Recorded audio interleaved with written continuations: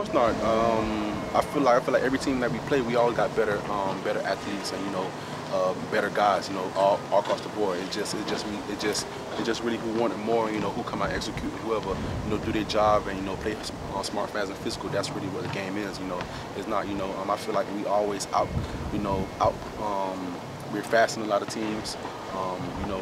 We have more athletes and everything else, but it's really about them things that I just say. You just got to come out and play.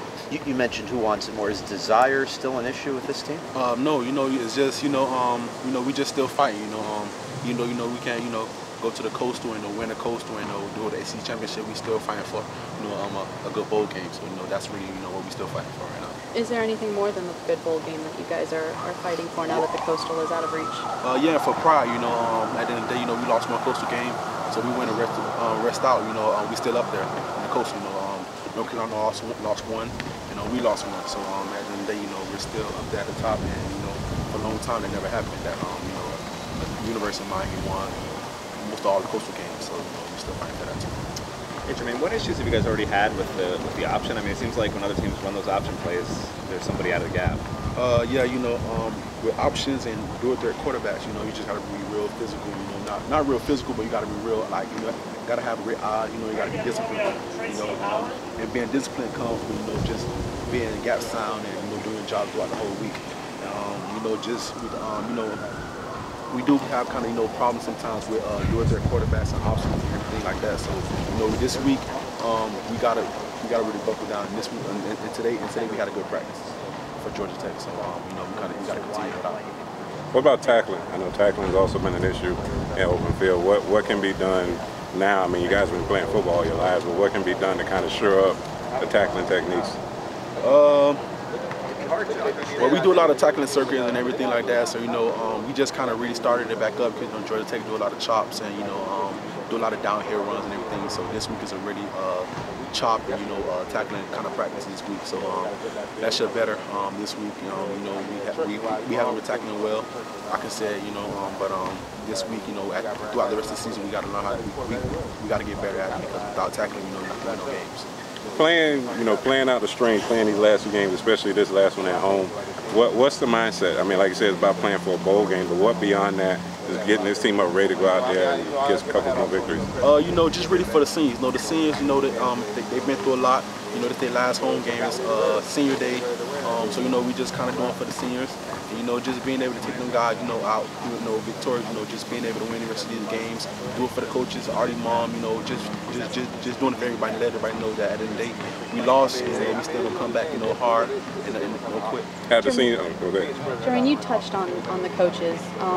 You look at kind of the situation there, and you guys know you're going to be here next year. They don't. They're kind of in uncertainty. Does that cross your minds at all, just how tough it must be for them and just what they're doing every day when they come in here and they're working for you guys? And, we always think about the coaches and what's going on, and that's what motivates us. So at the end of the day, we are going through a lot. They're going through a lot, so we always just kind of put that to the side. Just focus on this year and just finish this year out. And then whatever happens at the end of the day, that's what happens. But at the end of the day, we just kind of fight for each other, coaches and players. Can you imagine what it's like for those guys when they go home, at night to their families and they're thinking about the future and what's going to happen? I really can't imagine that because I know it's tough. Just going home. Not really knowing what's going to go on. Even for us, we don't know. It's kind of tough for us too because we kind of go home and not thinking if they're going to be here or not. So we just kind of, like I said, put it to the side and not try to think about it too much because I think we still got games to go. So letting that kind of bother us is going to bring us down. How much do you guys pay attention? Obviously, it's a huge topic of discussion is who the next head coach here will be. How much do you guys pay attention to that? Well, we really don't. We just kind of just focus on the rest of these games because if we focus on that, it's going to kind of lead us off track to trying to win the rest of this game. So that's really our pride and joy right now, just focusing on these last two games and then see what bowl game we go to. So that's really our go. And then after everything else, and then that's when we'll see what goes on after that.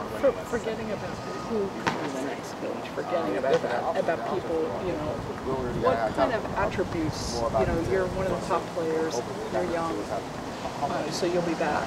What kind of attributes or characteristics would you like to see whomever they pick as a head coach? What's important to a player?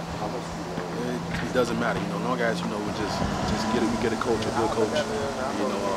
Just be able to lift us up, continue to coach us, and continue to guide us in the right direction. That's really all that matters. Do you look at different things you think than the fans and as a player?